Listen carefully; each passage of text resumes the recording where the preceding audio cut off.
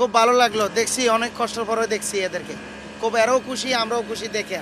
এরা যখন ঢুকছে কুতুবদিয়া সেনারা দেখেন ঢুকছে, বাসায় থেকে এরা ফোন দিচ্ছে, কথা বলতেছে, আমরা সরাসরি দেখলাম ওখানে যাইয়া।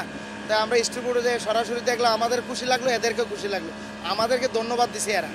হ্যাঁ, কারণ লাগছে আমরা যে চ্যানেলে দেখছি আমাদের দেশের জাহাজ, দেশের লোক, আমরা বাইরে যে এরা আটকে পড়লো, এরা সন্ত্রাসের নিয়ে গেল, এদের জন্য দোয়া করছি যেন সরিয়ে আসে।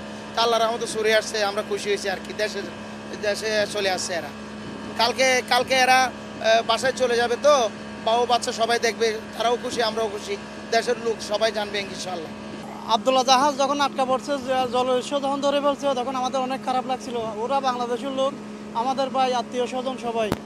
এখন যখন ছাড়া পাইছে, বাংলাদেশে যখন আসছে, কুতুবদিয়া যখন অ্যাঙ্কার করছে, এখন দেখতেছি অনেক ভালো লাগছে। ওরও বাড়িতে কথা বলছে, কথা বলার পরে ওরও মানে অনেক আনন্দিত আছে। আমরা দেখেও, ওদেরকে দেখেও আমরা খুশি হয়েছি।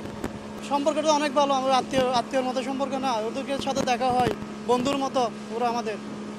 যখন আটকে ছিল তখন চিন্তা করছিলাম নাবিকদের জন্য, জাহাজের ক্যাপ্টেনের জন্য। কারণ হচ্ছে বাংলাদেশি সবাই, জাহাজও বাংলাদেশি, একটা টেনশন ছিল যে জাহাজটা কবে যে ছাড়া পাবে, সেটা টেনশন ছিল আমাদের, বুঝছেন।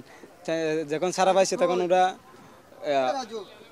দুবাইতে গেছিল, দুবাই থেকে এখন সোনাবাতের বলে বাংলাদেশ আসছে। যখন আসছে তখন আমরা গেছি আর কি। যাওয়ার পর ওদের কাছে সাথে কথা বলে অনেক ভালো লাগতেছে, ক্যাপ্টেনের সাথে কথা বলে অনেক ভালো লাগছে, ওদের নাবিকদের সাথে কথা বলে অনেক ভালো লাগছে।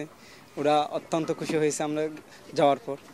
সেটাই তো কথা, ওরা তো আপনাদের যে কথা আছে যে ওরা হচ্ছে কি কিছু একটা যদি হয়, ওরা আটকানোর পরে যদি ওদের সাথে মিলেমিশে না হয়, তাহলে মেরে মেরে ফেলে দেয়, না হলে মারধর করে, খাবার দাবার দেয় না, খাবার পানি দেয় না, গোসল করার জন্য পানি দেয় না, এইটা আর সেই জন্য কষ্ট লাগছে আর কি।